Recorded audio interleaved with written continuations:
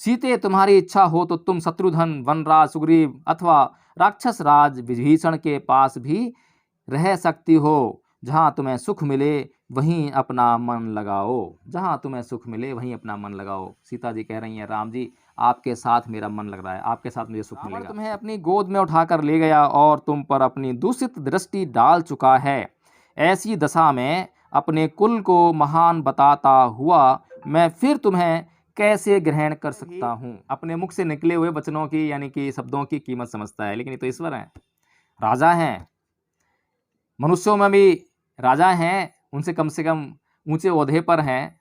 अब इनके जो शब्द हैं कि अब तुमसे मेरा कोई प्रयोजन नहीं है, यहाँ के बाद सीता को दोबारा स्वीकार कर लेना, इनके ही वचनों का विरोधाभास होगा। कितना कष्ट देने वाला वाक्य राम ने सीता से कहा। देवी देवता और ईश्वर हिंदू संस्कृति से आते हैं, वे सभी अपनी पत्नियों को साथ ही रखते हैं। ये कामाशक्ति है। इस घर की तरफ न जाएं। इस घर में एक वेश्या रहती है जो चरित्रहीन है। तथागत बुद्ध उन लोगों की बात सुनकर उनसे कहते हैं कि क्या कोई स्त्री इस गांव के, इस नगर के, इस संसार के किसी भी पुरुष के चरित्रहीन हुए बगैर चरित्रहीन हो सकती है? जो इसमें विजय पाई है यह सब तुम्हें पाने के लिए नहीं किया गया है। तो बात स्पष्ट हो गई है कि जो युद्ध लड़ा था वो राम ने सीता को पाने के लिए नहीं किया है। हालांकि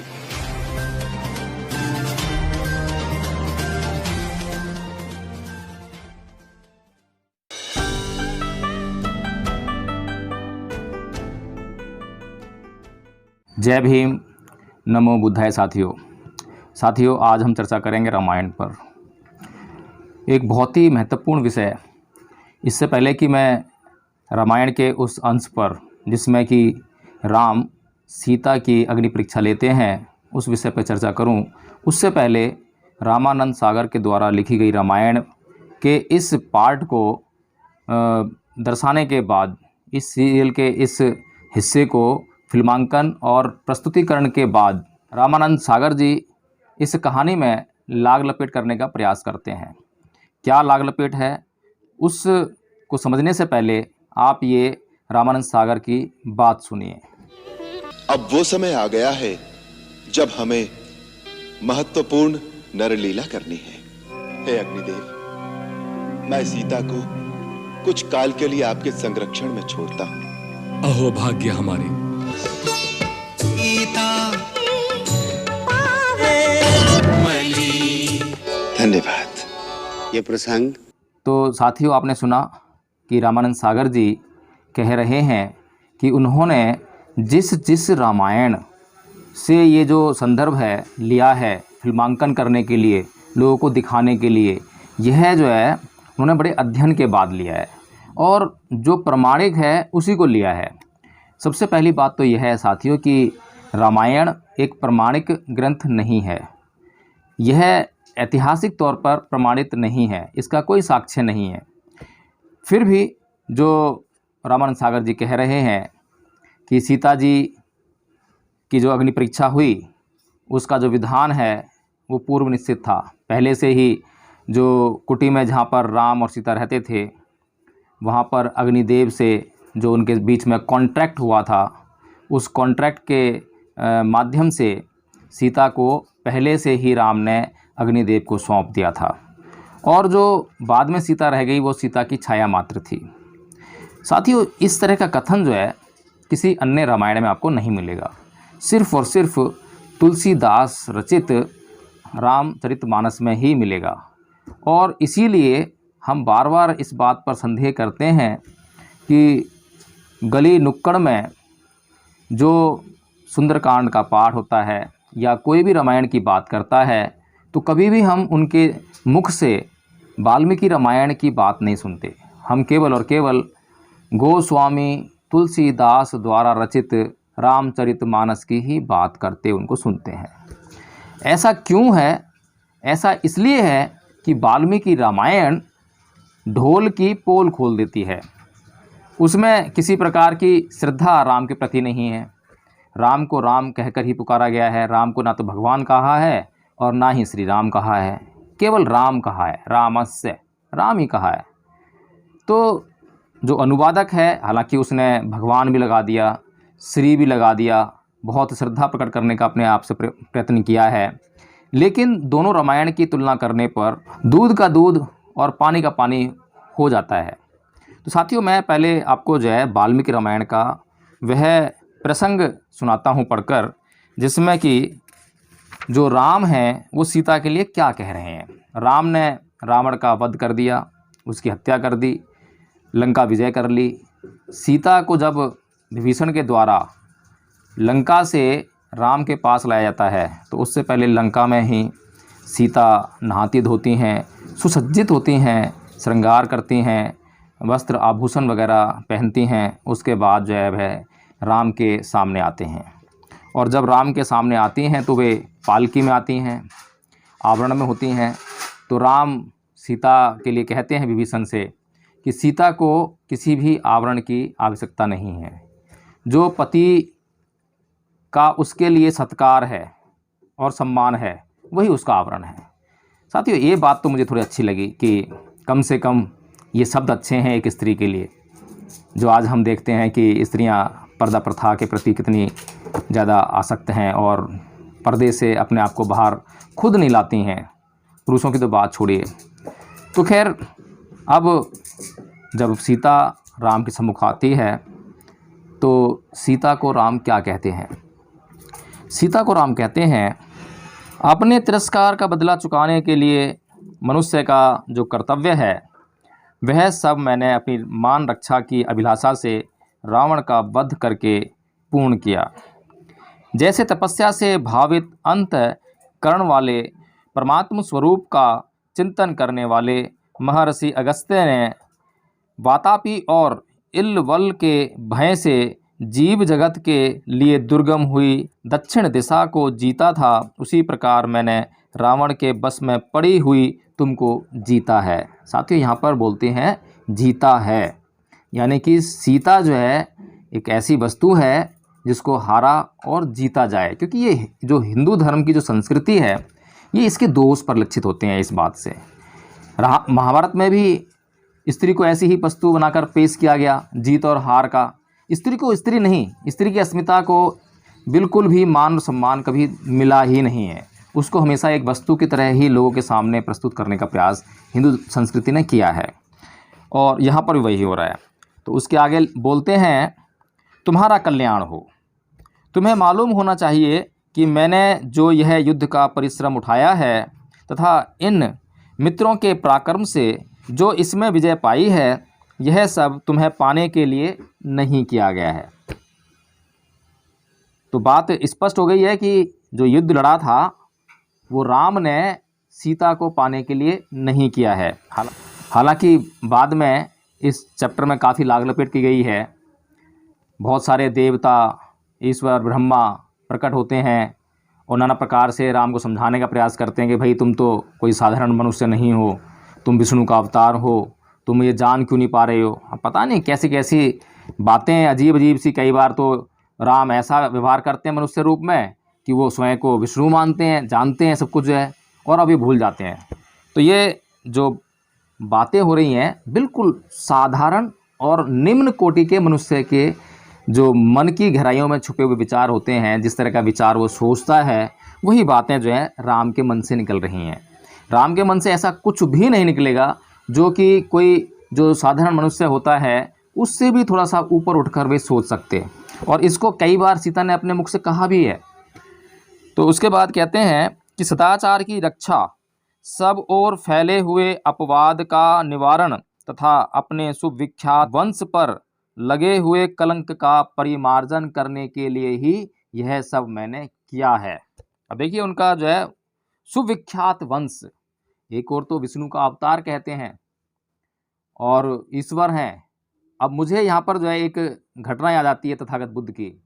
तथागत बुद्ध जब अपने पिता शुद्धोधन से मिलने के लिए कपिलवस्तु वापस आते हैं, जब वे वहाँ से गए थे तो सिद्धार्थ थे, और जब वापस आते हैं तो तथागत बुद्ध हैं।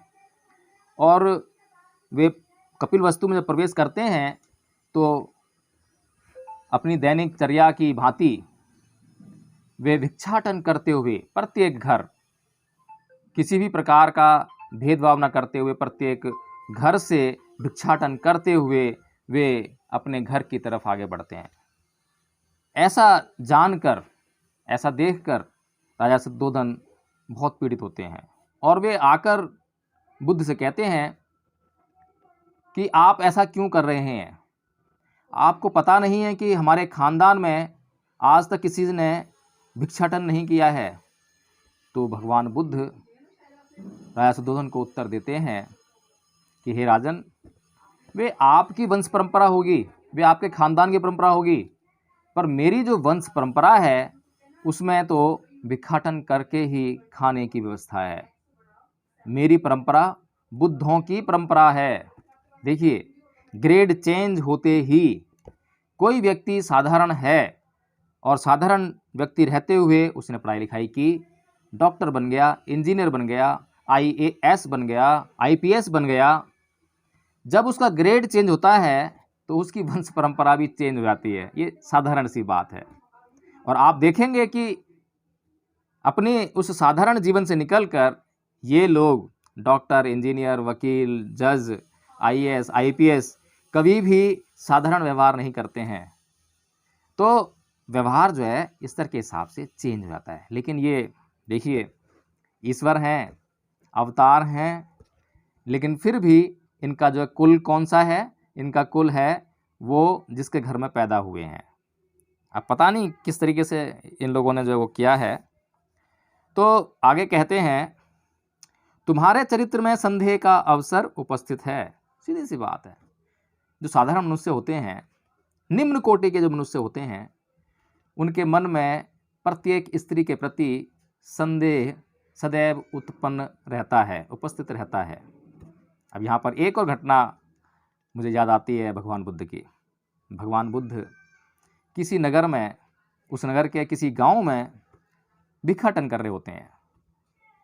तो लोग एकाएक उनके मार्ग में आकर उनसे विनती करते हैं कि हे तथागत, आप कृपया इस घर की तरफ न जाएं। इस घर में एक वेश्या रहती है जो चरित्रहीन है। तथागत बुद्ध उन लोगों की बात सुनकर उनसे कहते हैं कि क्या कोई स्त्री इस गांव के, इस नगर के, इस संसार के किसी भी पुरुष के चरित्रहीन हुए बगैर चरित्रहीन हो सकती है? अब देखिए, यहाँ पर जो है ये भगवान हैं, ईश्वर हैं, अवतार हैं, और फिर भी उनके मन में जो निम्न कोटि के जो पुरुष होते हैं उस प्रकार का संदेह उपस्थित है। यहाँ पर मोह है, आसक्ति है। यहाँ पर अभी वो वाला अलगाव नहीं है कि सिद्धार्थ ने ज्ञान की प्राप्ति के लिए घर छोड़ा, पत्नी छोड़ी, बच्चा छोड़ा। यहाँ पर आप अंत तक देखेंगे, अभी भी देखेंगे कि अग्नि परीक्षा के बाद भी जब अपनी स्त्री सीता को पुनः प्राप्त कर लेते हैं तो उसके साथ में निवास करते हैं, उसके साथ में वास करते हैं, छोड़ते नहीं हैं। अभी वो एक साधारण मनुष्य की तरह, एक कामासक्त व्यक्ति की तरह अपनी पत्नी को साथ ही रखते हैं। और जितने भी देवी देवता और ईश्वर हिंदू संस्कृति से आते हैं वे सभी अपनी पत्नियों को साथ ही रखते हैं। ये कामासक्ति है। और जो बुद्ध बनते हैं, जो बुद्ध की वंश परंपरा है, वहाँ पर स्त्रियों का साथ या स्त्रियों के लिए पुरुष का साथ संभव ही नहीं है। राम जो है समझ नहीं पा रहे हैं कि मृत्यु तो अटल है, मृत्यु सदा आपको कभी ना कभी आनी ही है। जो व्यक्ति इस बात को समझ जाते हैं तो वह उसी प्रकार से स्वच्छ व्यवहार करने लगते हैं और वे कामासक्त नहीं रहते हैं। तो इसी प्रकार से जब सिद्धार्थ ने अपनी पत्नी का, अपने बच्चे का जो त्याग किया, उसमें जो आसक्तियां हैं, जो बंधन हैं, जो संबंधों के बंधन हैं, उनसे मुक्ति है। वहाँ पर अत्याचार किस प्रकार किया? जो अत्याचार हो रहा है उसके प्रकार को, उसकी प्रकृति को देखिए। आसक्ति पत्नी की है और जो आसक्ति है पत्नी की वो अननेचुरल है, अप्राकृतिक है। मोह है, बच्चे का भी मोह है, प्राकृतिक नहीं है। प्राकृतिक रूप से तो उन्हें एक दिन अलग हो जाना ही है। और जो व्यक्ति इस बात को जितना जल्दी समझ लेता है वह आसक्तियों से मुक्त हो जाता है, बंधन से मुक्त हो जाता है। तो इसी प्रकार से उनसे मुक्त होने के बाद, उन बंधनों से मुक्त होने के बाद भी ये नहीं कि हमेशा हमेशा के लिए चले गए हैं, अब आएंगे ही नहीं। आए हैं, और जब आए हैं तो पत्नी से उस प्रकार का संबंध नहीं है। पत्नी से बिल्कुल इस संसार के जिस प्रकार जीव आपस में प्राकृतिक रूप से विचरण करते हैं, ये मनुष्य का समाज है जो आपस में संबंध कायम करता है, रिश्ते नाते बनाता है। अगर हम मनुष्य के समाज को छोड़ दें तो यहाँ पर बहुत हजारों करोड़ों अरबों प्राणी जन्म लेते हैं, स्तनधारी जन्म लेते हैं, उनके बीच में आपस में किसी प्रकार का कोई संबंध स्थापित नहीं होता है। ये प्राकृतिक रूप से है। लेकिन किसी के साथ भी, जानवर भी जब आपस में किसी के साथ में, एक दूसरे के साथ में कुछ समय बिताते हैं तो आसक्तियां आने लगती हैं। जो हमारे प्रियजन हमारे दुख का कारण बनते हैं, ऐसा बुद्ध बताते हैं। खैर, यहाँ पर जो है हम ये चर्चा कर रहे हैं इस पर ध्यान दे लेते हैं कि तुम्हारे चरित्र में संदेह का अवसर उपस्थित है, फिर भी तुम मेरे सामने खड़ी हो। जैसे आँख के रोगी को दीपक की ज्योति नहीं सुहाती, उसी प्रकार आज तुम मुझे अत्यंत अप्रिय जान पड़ रही हो। कितना कष्ट देने वाला वाक्य राम ने सीता से कहा। यहाँ पर वे वैराग भी उत्पन्न कर सकते थे, सीता का पूरा सम्मान करते। सीता के साथ में कुछ भी घटना घट सकती थी क्योंकि दुश्मन के कब्जे में थी, और घटी भी होगी, क्योंकि जिस प्रकार की ये कहानी है उस कहानी से तो निकल कर यही आता है कि घटना तो घटी थी और सीता ने स्वीकार भी किया है। लेकिन सीता की स्वीकारोक्ति में अस्पष्टता है। उसको किस नज़रिए से हम देखें, जिस नज़रिए को हम पैदा करेंगे उसी नज़रिए को देखने लग जाएंगे। इसीलिए ज़्यादा इस पर बात करना उचित नहीं है। लेकिन हम लोगों के सामने जो बातें आ रही हैं, जो सच्चाई सामने आ रही है, उसको जानना बहुत ज़रूरी है। तो कितने कटु वचन राम सीता से कहते हैं, अपनी पत्नी से कहते हैं। यहाँ पर वैराग अगर उत्पन्न कर लेते तो सीता को सम्मान देते, उसका सत्कार करते, और ये भी कह सकते थे कि अब से हम लोग जो हैं, क्योंकि हम कामासक्त नहीं हैं, हमें एक दूसरे के साथ की जो आवश्यकता है वो भी नहीं है, तो हम लोग अलग अलग अपना जीवन व्यतीत कर सकते हैं। आपकी मान मर्यादा को, आपकी ज़रूरतों को सदैव पूरा किया जाएगा। लेकिन वो चीज़ें नहीं हैं। यहाँ पर सिर्फ और सिर्फ एक जो साधारण और तुच्छ व्यक्ति के मन में जो भाव होते हैं, एक स्त्री के प्रति, एक स्त्री को अधीनता में रखने के प्रति जो भाव होते हैं, सिर्फ उन्हीं का यहाँ पर जो है स्पंदन हो रहा है। उसके बाद, अतः जनक कुमारी तुम्हारी जहाँ इच्छा हो चली जाओ, मैं अपनी ओर से तुम्हें अनुमति देता हूँ। भद्रे, ये 10 दिशाएं तुम्हारे लिए खुली हैं, अब तुमसे मेरा कोई प्रयोजन नहीं है। चलिए, अब रघुकुल रीत सदा चली आई, प्राण जाए पर वचन न जाई। अब वचन क्या होता है? वचन होता है बोलना, यानी कि मुख से जो शब्द निकल गए वो वचन होते हैं।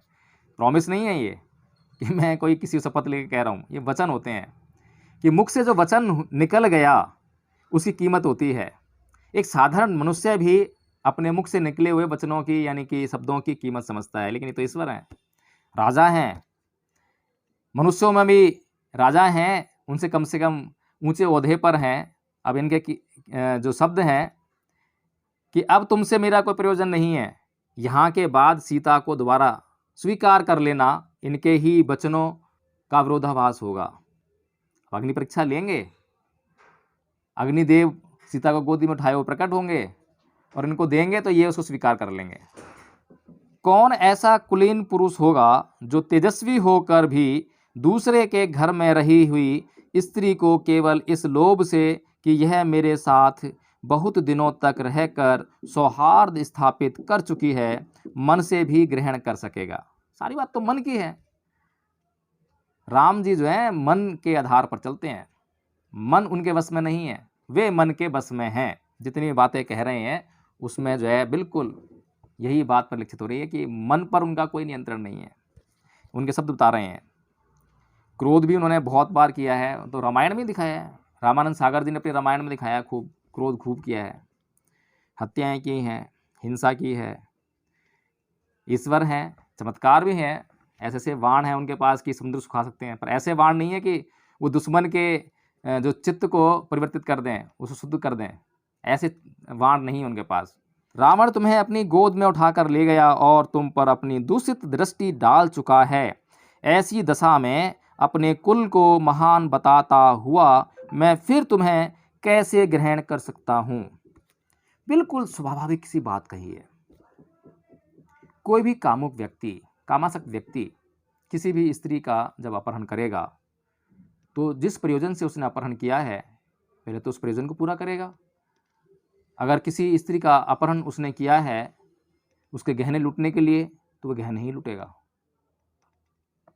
और अगर कामासक्ति में रहकर उसने किया है तो अपनी कामासक्ति को पूरा करेगा। ये स्वाभाविक बात है, मैं कोई अपना विचार नहीं दे रहा हूँ, बिल्कुल प्राकृतिक बात कर रहा हूँ। और यहाँ पर भी कोई ऐसी ईश्वरीय बात नहीं हो रही है, राम खुद अपने शब्दों में यह बात बयां कर रहे हैं। अतः जिस उद्देश्य से मैंने तुम्हें जीता था वह सिद्ध हो गया, मेरे कुल के कलंक का मार्जन हो गया। अब मेरी तुम्हारे प्रति ममता या आसक्ति नहीं है, अतः तुम जहाँ जाना चाहो जा सकती हो। अब ऐसी स्त्री के प्रति घृणा मन में आ गई है, आसक्ति नहीं तो घृणा आ गई है, क्योंकि तटस्थ तो है नहीं, समता वो जानते नहीं है, मन पर उनका कंट्रोल नहीं है, तो घृणा मन में बैठ गई है। राग, द्वेष, घृणा ये सब जो है तुच्छ मनुष्य के भीतर रहती हैं। जो तुच्छ मनुष्य की कोटि से ऊपर उठ जाते हैं वे अपने मन को बस में करने का प्रयास करने लगते हैं, और जो बुद्ध बन जाते हैं उनका मन पर पूर्णतः नियंत्रण स्थापित हो जाता है, और वे ही ये बात कह पाते हैं कि कोई भी स्त्री तब तक चरित्रहीन नहीं हो सकती है जब तक कि इस संसार का कोई पुरुष चरित्रहीन ना हो। भद्रे, मेरा यह निश्चित विचार है, इसके अनुसार, निश्चित विचार है, ध्यान रखिएगा, निश्चित, इसके अनुसार आज ही मैंने तुम्हारे सामने ये बातें कही हैं। तुम चाहो तो भरत या लक्ष्मण के संरक्षण में सुखपूर्वक रहने का विचार कर सकती हो। भाई, भरत और लक्ष्मण के संरक्षण में सुखपूर्वक कैसे रहेंगी? आपके संरक्षण में क्या प्रॉब्लम है? क्या भरत और लक्ष्मण का जो कुल है वो कलंकित नहीं होगा? और किस संरक्षण की बात कर रहे हैं? विवाह करके या किसी और संरक्षण की बात कर रहे हैं? अगर बिना विवाह के बात कर रहे हैं तो आपके साथ भी रह सकती है। ऐसा संरक्षण भरत और लक्ष्मण के साथ में ही क्यों? सीते, तुम्हारी इच्छा हो तो तुम शत्रुघ्न, वनराज सुग्रीव अथवा राक्षस राज विभीषण के पास भी रह सकती हो। जहाँ तुम्हें सुख मिले वहीं अपना मन लगाओ, जहाँ तुम्हें सुख मिले वहीं अपना मन लगाओ। सीता जी कह रही हैं, राम जी आपके साथ मेरा मन लग रहा है, आपके साथ मुझे सुख मिलेगा। अब बात कहने से पहले सोच नहीं रहे हैं, किसी भी बात पर, किसी भी परिणाम पर कोई कंट्रोल नहीं है, फिर भी ईश्वर हैं, ईश्वर का अवतार हैं, समझ से बाहर हैं। सीते, तुम जैसी दिव्य रूप सौंदर्य से सुशोभित मनोरम नारी को अपने घर में स्थित देखकर रावण चिरकाल तक तुमसे दूर रहने का कष्ट नहीं सह सका होगा। वही बातें, एक तुच्छ मनुष्य वाली बातें, कामुक व्यक्ति वाली बातें। एक चोर जब चोरी करता है तो वह जानता है कि दूसरा व्यक्ति, उसके मन में भी चोरी के भाव उत्पन्न हो रहे हैं, सबको वो चोर समझता है। एक कामासक्त व्यक्ति जिसके मन में हमेशा कामासक्ति रहती है, कामुक विचार रहते हैं, तो वह पूरी दुनिया के पुरुषों को उसी तरह से देखता है कि हर किसी के मन में कामुक विचार ही उत्पन्न हो रहे होंगे। तो राम अब किस श्रेणी के पुरुष हैं? अवतार लिए हैं, ईश्वर का अवतार लिए हैं, लेकिन किस श्रेणी के पुरुष हैं अब ये मुझे कम से कम इंटरप्रेट करने की ज़रूरत नहीं है, आप सभी लोग जो हैं अच्छी तरह समझ सकते हैं। उसके बाद, जो सदा प्रिय वचन सुनने के ही योग्य थीं, वे मानिनी सीता चिरकाल के बाद मिले हुए प्रियतम के मुख से ऐसी अप्रिय बात सुनकर उस समय हाथी की सूंड से आहत हुई लता के समान आंसू बहाने लगी और रोने लगी। तो ये तो होना ही था, बेचारी सीता, क्या कसूर था? आज का कानून वो भी किसी स्त्री को इस आधार पर दोषी नहीं बता सकता कि उसके साथ में रेप हुआ है, और ये तो भगवान है, भगवान तो गलत, और ये तो ईश्वर हैं, ईश्वर का अवतार है, अब ईश्वर का अवतार जो है अपनी ही स्त्री को, कोई अन्य स्त्री भी नहीं है, अपनी ही स्त्री को जिसके प्रति उनकी आसक्ति थी, लगाव था, प्रेम था, जिसके साथ उन्होंने जीने मरने की कस्में खाई थीं, उनके साथ में जो है ऐसा व्यवहार किया। तो भाई, तो अब रामानंद सागर जी ने ऐसा क्यों बोला, उनको बोलना पड़ा, क्योंकि पहली बात तो ये है कि उन्होंने किस रामायण का संदर्भ उठाया है, क्योंकि रामायण कोई एक आदमी ने लिखी नहीं है, सौयों आदमी ने रामायण लिख डाली है। अब लेकिन रामचरितमानस जो लिखी है वो विशेष प्रयोजन से लिखी है, क्योंकि वाल्मीकि रामायण जो है राम और सीता का जो चरित्र है वो बिल्कुल लोगों के सामने स्पष्ट कर देते हैं कि वो तो कोई अवतार नहीं थे। अवतार कैसे होते हैं, वो साधारण मनुष्य थे, और साधारण मनुष्यों में भी तुच्छ मनुष्य थे। हालांकि मैं ये शब्द इस्तेमाल कर रहा हूँ, लेकिन मेरे ये शब्द जो हैं, जो वाल्मीकि रामायण जिस तरीके से लिखी गई है, जो वाल्मीकि रामायण में लिखा हुआ है, आप भी इसको पढ़ सकते हैं, वो इन शब्दों का बिल्कुल समर्थन कर रहे हैं। और इसीलिए आज तक बहुत से लोग कंप्लेंट करते हैं कि आप जो है हमारे ईश्वर देवी देवताओं के ऊपर ऐसी टिप्पणियां करते हैं, लेकिन उतनी टिप्पणियां करने के बाद भी किसी की हिम्मत नहीं हुई है कि कोई उस व्यक्ति के खिलाफ FIR तक दर्ज करा दे। FIR दर्ज होगी नहीं, और हो भी गई तो क्या होगा। ललित सिंह यादव जी को आप जानते ही हैं। ललित सिंह यादव जी की जो किताब थी, जो कि पेरे रामा स्वामी जी ने तमिल में लिखी थी, उसको इंग्लिश में कन्वर्ट करके हिंदी में और इंग्लिश में वो छपवाने का काम पेरे ललित सिंह यादव जी ने करवाया था, जिस पर कि FIR हुई थी, किताबें जब्त हो गई थी। रामायण सच्ची चाबी, इलाहाबाद हाई कोर्ट तक मामला गया, वहाँ पेरियार ललित सिंह यादव जी जीत गए केस को। पुस्तकें वगैरह सब जो जब्त की गई थी वापस कर दी गई। ब्राह्मण लोग जो हैं, हिंदू लोग, हिंदू संस्कृति से जुड़े हुए लोग सुप्रीम कोर्ट पहुँचे उस अपील को लेकर, वहाँ पर भी वे हार गए, क्योंकि जो सच है वो हमेशा सच होगा। सच को झूठ करने की ताकत अभी तक किसी में मुझे नहीं लगता कि पैदा हुई होगी। और बुद्ध एक ऐसा सत्य हैं, बुद्ध के वचन इतना सत्य हैं कि वो उनमें भिन्नता नहीं मिलती है। अनेकों रामायण लिखी जाती हैं, लेकिन बुद्ध के वचन जो पाली में बोले जाते हैं, तो पूरे संसार में किसी भी भाषा को बोलने वाले लोग हों, चाहे वो तमिल भाषा को बोलने वाले हों, थाई भाषा को बोलने वाले हों, तिब्बत की भोट भाषा को बोलने वाले लोग हों, किसी भी संसार के किसी भी देश में चले जाइए, किसी क्षेत्र में चले जाइए, वहाँ पर जब बुद्ध के वचनों को बोला जाएगा तो वो पाली में ही बोला जाएगा। बुद्धं शरणं गच्छामि, नमो तस्स भगवतो अरहतो सम्मा संबुद्धस्स, पाणातिपाता बेरमणि सिक्खापदं समादयामि। शब्द वही रहेंगे, उनके अर्थ भी आपको वही मिलेंगे। जैसा एक भाषा में मिलेगा वैसा ही अर्थ दूसरी भाषा में मिलेगा, कोई अंतर आपको नहीं मिलेगा।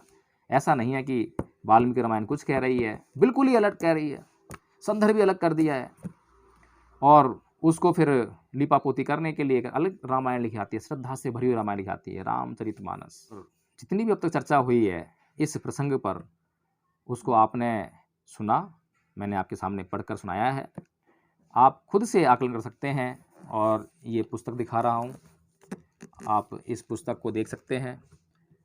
वाल्मीकि रामायण है और 2 भागों में है। एक भाग इसका कोड लिखा हुआ है 76, पहला कोड 75 है, तो द्वितीय खंड है ये, और बहुत अच्छी किताब है, पढ़ना चाहिए। हर एक हिंदू को पढ़ना चाहिए अपनी आंखें खोलने के लिए।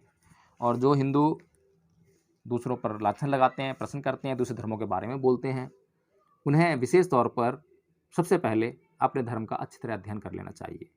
जो उनकी अवतार की जो अवधारणा है वो कहीं पर भी साबित नहीं होती है, प्रमाणिक नहीं होती है। रामानंद सागर जी झूठ बोल रहे हैं कि प्रमाणिक, और रामानंद सागर जी के ऊपर केस हो जाए तो वो पता नहीं अब जिंदा है कि नहीं, मुझे इस बारे में जानकारी नहीं, शायद बहुत बूढ़े थे जब रामायण बनाई थी उन्होंने, बहुत पुरानी बात है।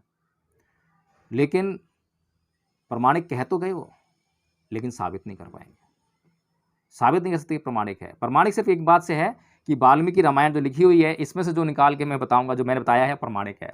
ऐसी तुलसीदास के द्वारा लिखी हुई रामायण जो है, उसमें से निकाल के जो उन्होंने प्रसंग बना दिया है, वो प्रमाणिक है। बस तुलसीदास की रामायण से प्रमाणिक है, लेकिन तुलसीदास जी की रामायण ही सही रामायण है, ये प्रमाणित नहीं है। इस बात को हमें समझना चाहिए। तो साथियों, ये वीडियो आपके लिए इसीलिए था कि आप इस वीडियो पर अपना चिंतन मनन कर सकें, मंथन कर सकें और सोच विचार कर ही आप जो है सिद्धांतों को और शब्दों का इस्तेमाल करना सीखें और उनको व्यवहार में लेकर आएँ। जय भीम, नमो बुद्ध साथियों।